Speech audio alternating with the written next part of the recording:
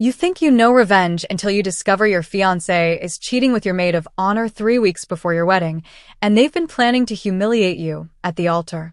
But what they didn't know is that I'm a forensic accountant with access to financial records, and I was about to unleash the kind of revenge that would destroy both their lives so completely that they'd wish they'd never met each other. This isn't just about catching a cheater. This is about nuclear-level destruction that took down everyone who betrayed me. Hi everyone, I'm Rachel, and I need to tell you about the most satisfying revenge I've ever executed. But first, let me set the scene for you, because the deeper the betrayal, the sweeter the revenge. 2 years ago, I thought I had the perfect life. I was 29, engaged to Michael, my college sweetheart of 7 years. I had a great career as a forensic accountant at a prestigious firm. We just bought a beautiful house together, and our wedding was planned for June, just 3 weeks away when this story begins. Michael was everything I thought I wanted in a husband. He was charming, successful in real estate, and came from a wealthy family. He treated me well, or so I thought, and everyone always commented on what a perfect couple we were. My best friend since high school, Jennifer, was my maid of honor. She was the first person I called when Michael proposed. She helped me pick out my dress, and she had been by my side through every aspect of wedding planning. I trusted her completely. What I didn't know was that for the past 8 months, Michael and Jennifer had been having an affair. And not just any affair. They had been planning to humiliate me at my own wedding in the most devastating way possible. But I'm getting ahead of myself. Let me tell you how I discovered their betrayal, and how I turned their plan against them so completely that it destroyed both their lives forever. The discovery that changed everything. 3 weeks before our wedding, I was working late at the office finishing up a complex fraud investigation. It was around 9 p.m. when I realized I'd left my laptop charger at home. Michael had texted earlier saying he was working late too, so I figured I'd surprise him with dinner from his favorite restaurant. I picked up Thai food and drove to his real estate office, planning to surprise him with a romantic late-night dinner. The building was mostly empty, but I saw his car in the parking lot and noticed the lights were on in his office on the 3rd floor. I had a key to the building because Michael had given me one for emergencies, so I let myself in and took the elevator up. I was carrying the food and had a huge smile on my face, thinking about how happy he'd be to see me. As I walked down the hallway toward his office, I could hear voices. Michael's voice and a woman's voice. A familiar woman's voice. Jennifer's voice. My heart started pounding, but I told myself there had to be an innocent explanation. Maybe she was helping him with something wedding-related. Maybe they were planning a surprise for me. But as I got closer to the office, I heard something that made my blood turn to ice. God, I can't wait until we don't have to sneak around anymore, Jennifer was saying. Just a few more weeks, baby, Michael replied. After the wedding, we'll have everything we need to start our new life. I still can't believe she has no idea. Rachel's always been so smart about everything else, but she's completely blind when it comes to us. That's what makes this so perfect. She trusts both of us completely. She'll never see it coming. I felt like I was going to be sick. I stood frozen in the hallway, listening to my fiancé and best friend talk about their affair like it was some kind of joke. But then Jennifer said something that made me realize this betrayal was even worse than I thought. Are you sure you want to go through with the wedding plan?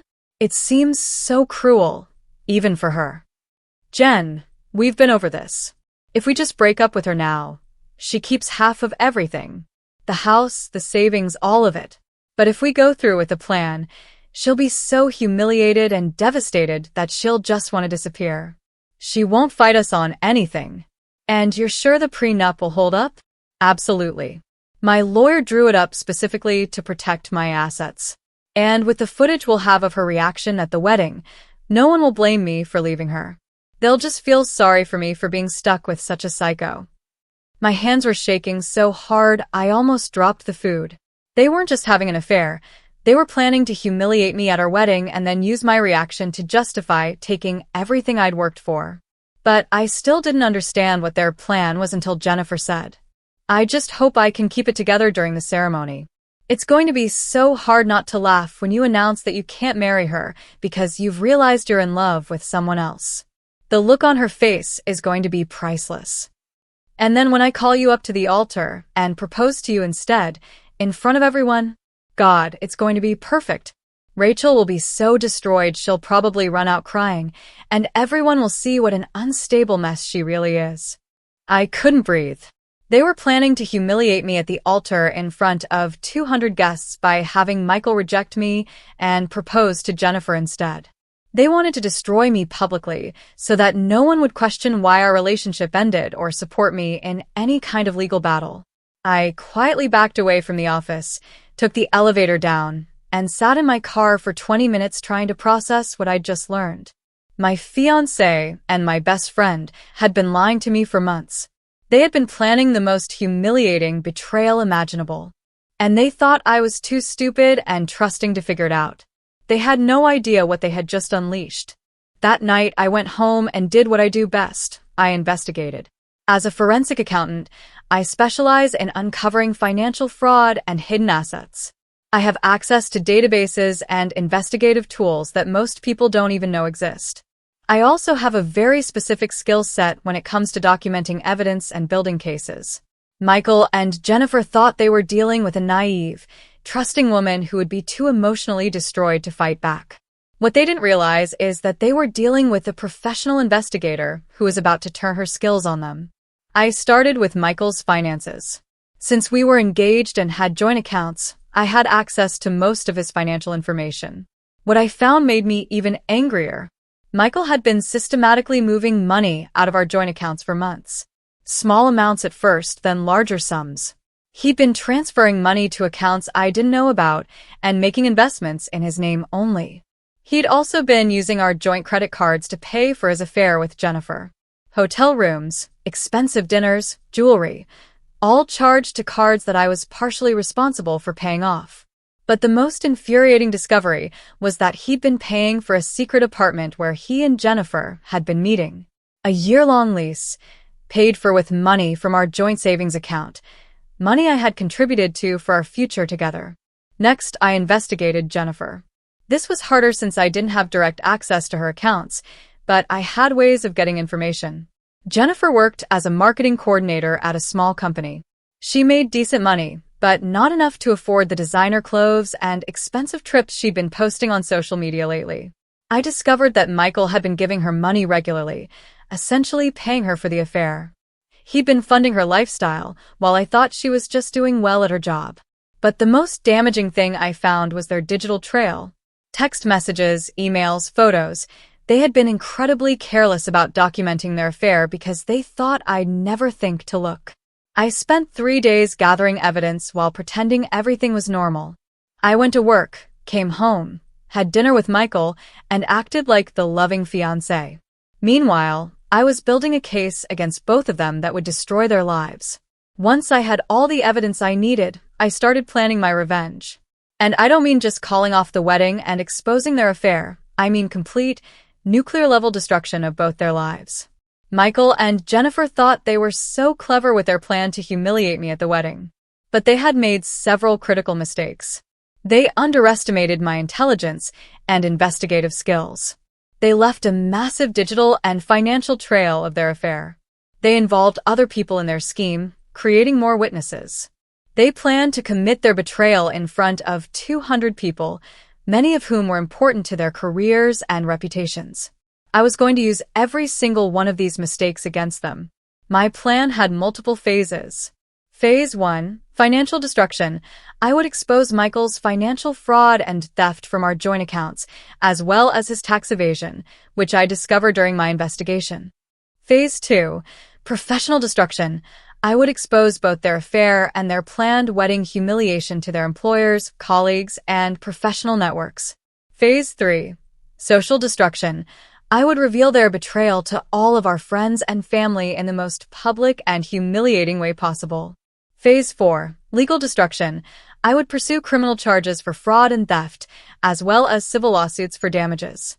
But the centerpiece of my revenge was that I was going to let them carry out their wedding humiliation plan, with some modifications of my own. Phase 1, financial warfare. I started by protecting my own assets. I moved my personal savings to new accounts they couldn't access, and I gathered documentation of every penny Michael had stolen from our joint accounts. Then I did something that would destroy Michael's entire financial life. I reported him to the IRS. During my investigation, I discovered that Michael had been hiding income from his real estate deals to avoid paying taxes. He'd been taking cash payments for some transactions and not reporting them. Over the past 3 years, he'd evaded approximately $85,000 in taxes. I compiled a detailed report with bank statements, property records, and cash deposit patterns that proved his tax evasion. I submitted it to the IRS along with a request for whistleblower compensation. The IRS takes tax evasion very seriously, especially when someone provides detailed evidence like I did. I knew that once they started investigating Michael, his entire financial life would be under scrutiny. But I wasn't done with his finances. I also reported him to the State Real Estate Licensing Board for unethical conduct. Using our joint money to fund his affair, hiding assets from his fiancée, and planning to defraud me in our divorce. All of these were violations of professional conduct standards. For Jennifer, I took a different approach. I discovered that she had been using her company's marketing budget to pay for some of her expenses with Michael. Expensive client dinners that were actually romantic dates, business trips that were actually weekend getaways. I compiled evidence of her expense account fraud and sent it anonymously to her company's human resources department and CEO. Both Michael and Jennifer worked in industries where reputation and trust are everything. I was about to destroy both. For Michael, I created a detailed dossier of his affair, his financial crimes, and his plan to humiliate me at our wedding. I sent this dossier to every real estate agent in our city, all of his past clients whose information I could find, and the local real estate association. The subject line of my email was, "Warning. Unethical conduct by Michael Thompson, fraud, theft, and professional misconduct." In the email, I wrote, "I am writing to warn you about the unethical and potentially illegal conduct of real estate agent Michael Thompson. As his former fiancé, I discovered that he has been engaging in financial fraud, tax evasion, and professional misconduct. I have reported him to the appropriate authorities, but I believe his clients and colleagues deserve to know about his character and business practices." I then provided detailed evidence of everything he had done, including screenshots of text messages where he bragged about stealing from me and planning to humiliate me publicly. For Jennifer, I sent a similar dossier to everyone in her professional network, including all of her company's clients and competitors. But the most damaging thing I did was send the evidence to the local business journal that covers our city's professional community. They ran a story about Michael's tax evasion and real estate fraud that destroyed his reputation completely. Phase 3. The Wedding Day Surprise.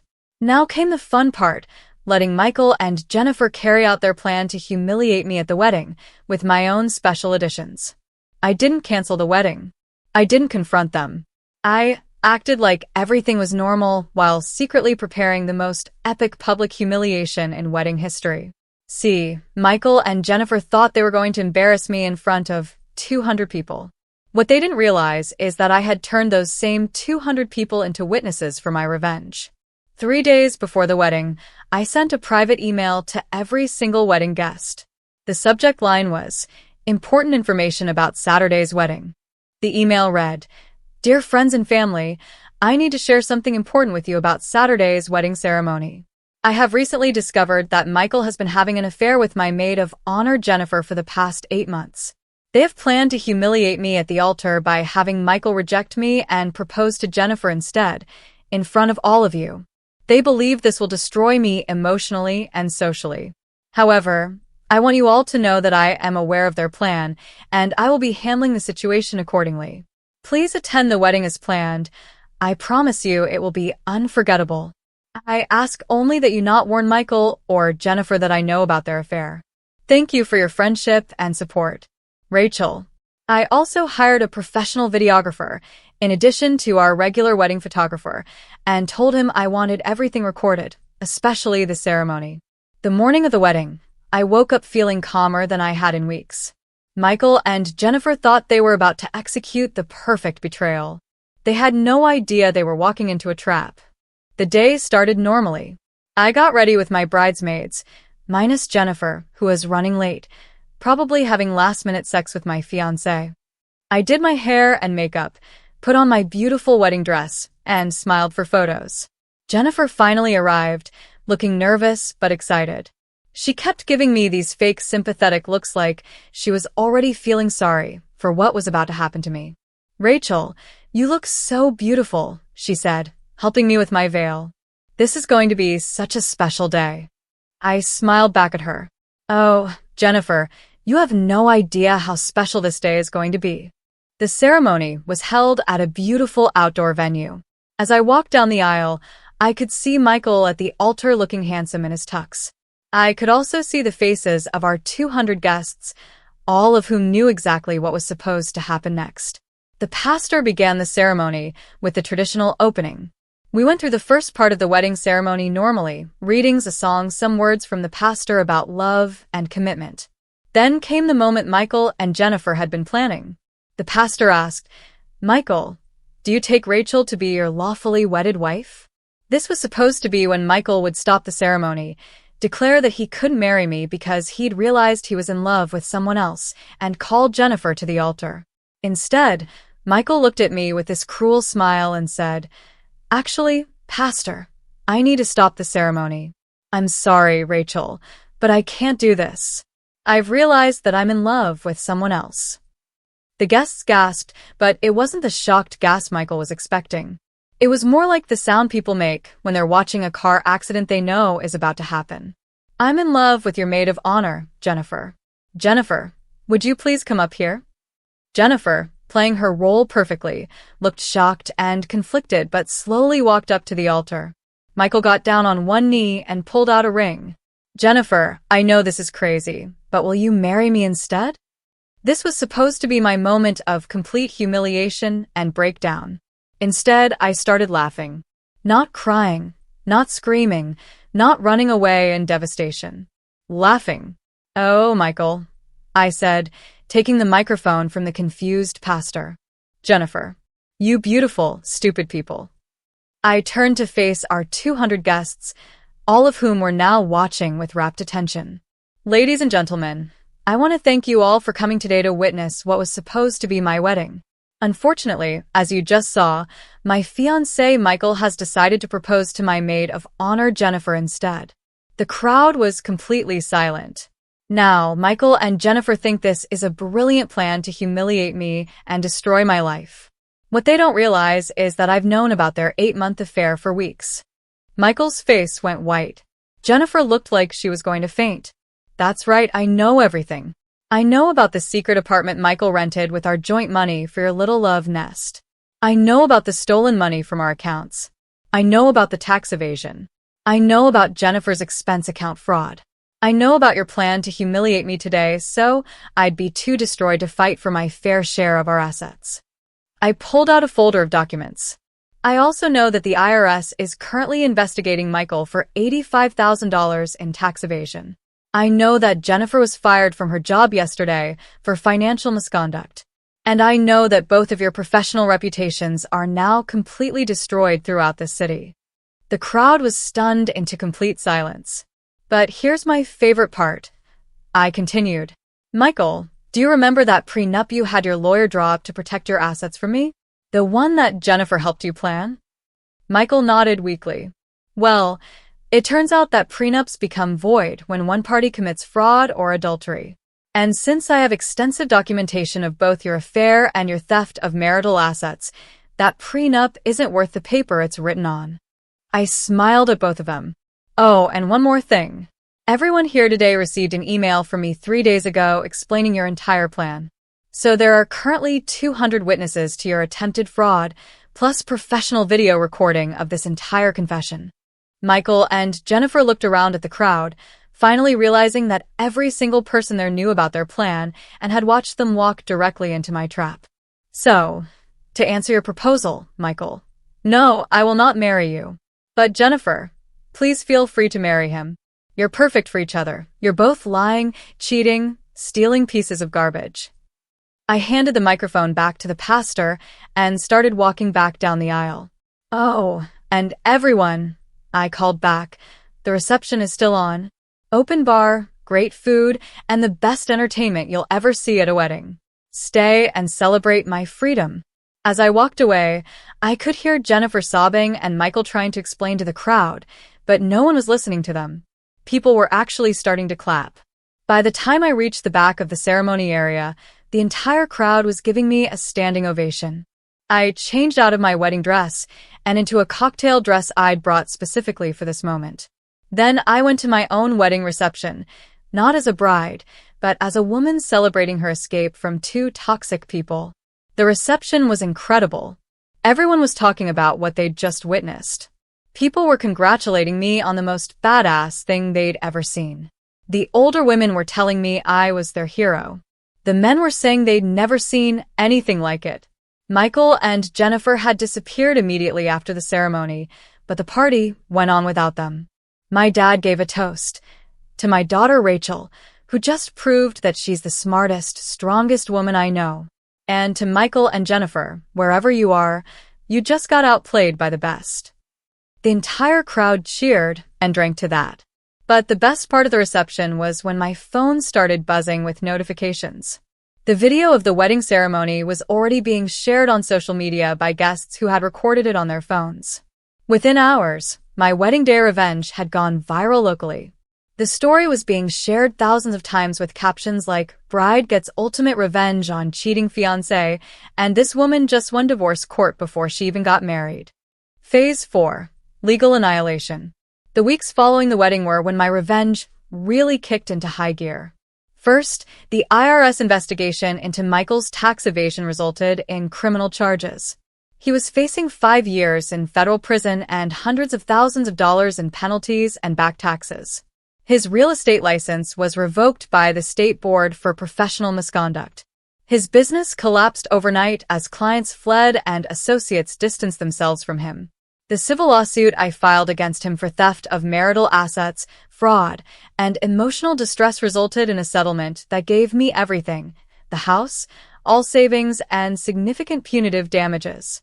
For Jennifer, being fired from her job for expense account fraud made her virtually unemployable in her industry. The viral video of the wedding disaster made her a laughingstock throughout the city.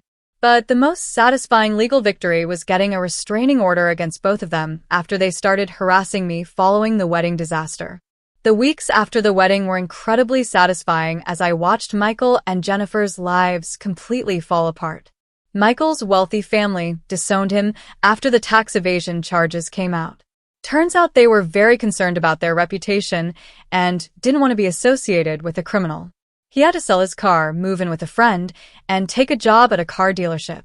The man who had been living in luxury while stealing from me was now struggling to pay rent.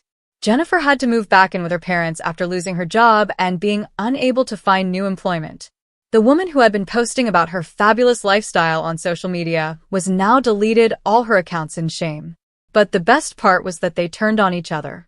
About a month after the wedding, I heard through mutual friends that Michael and Jennifer had broken up. Apparently, when the reality of their situation hit, they started blaming each other for ruining their lives. Michael claimed that the affair was all Jennifer's idea and that she had seduced him. Jennifer claimed that Michael had manipulated her and promised her things he couldn't deliver. The great love story that they thought was worth destroying my life for lasted exactly 6 weeks after they got caught. The unexpected consequences. While my revenge was incredibly satisfying, it also had some unexpected consequences, mostly positive ones. First, the viral video of my wedding day revenge made me something of a local celebrity. I started getting job offers from law firms who wanted a forensic accountant with my investigative skills and backbone. I ended up taking a position at a prestigious firm specializing in fraud investigation, with a significant salary increase and much more interesting cases. Second, the story of my revenge inspired other women in similar situations to fight back against cheating partners. I received hundreds of messages from women asking for advice on investigating their own cheating partners. I actually started a small consulting business helping people investigate financial fraud in their relationships. Turns out there's a big market for that service. Third, and most surprisingly, I met someone wonderful. Jake was a lawyer who had heard about my case through professional networks. He reached out to compliment me on my investigation and legal strategy, and we ended up becoming friends, then dating. Jake saw the viral video of my wedding revenge and said it was the most impressive display of intelligence, planning, and backbone he'd ever seen. He was attracted to my strength, not intimidated by it. We've been together for 6 months now, and he's everything Michael pretended to be: honest, loyal, and genuinely supportive of my success. The current situation. It's been 10 months since the wedding disaster, and Michael and Jennifer are both still dealing with the consequences of their actions. Michael is currently serving 18 months in federal prison for tax evasion. His real estate career is over, his family has disowned him, and he lost everything in our legal settlement. Jennifer is working at a coffee shop and living with her parents.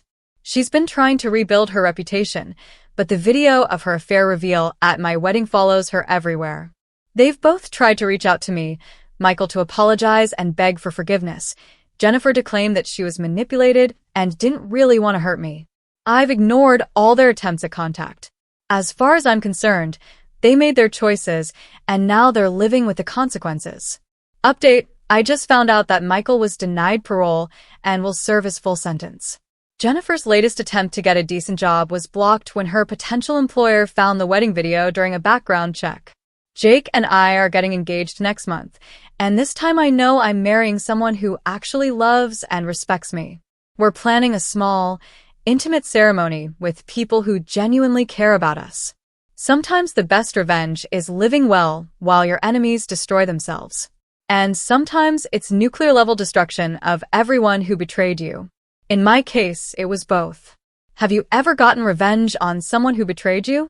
Do you think Michael and Jennifer got what they deserved? Let me know in the comments. I love hearing other people's revenge stories.